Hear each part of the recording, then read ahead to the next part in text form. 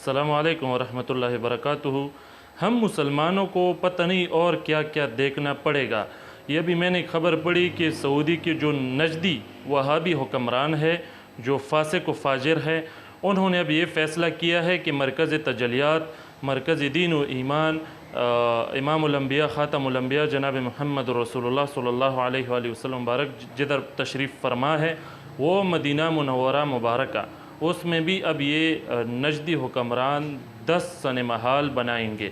और ये बड़ी शर्म की बात है, ऐसा बिल्कुल भी नहीं करना चाहिए। जो बड़े लोग हैं उम्मत मुस्लिमा में, वो इन लोगों को मना करे, उनको समझाए कि ऐसा न करे। अपने दीन व ईमान के मरकज़ पर ये फ़जूल चीज़ें न बनाए, ये बेहयाई की अड्डे न बनाए। और जो आवाम लोग हैं उनको चाहिए कि इस तरह से वीडियो ज़्यादा से ज़्यादा शेयर करें और पोस्ट लगाए, एक ट्रेंड चलाए और उम्मती होने का फ़र्ज़ अदा करे। अस्सलामु अलैकुम रहमतुल्लाह।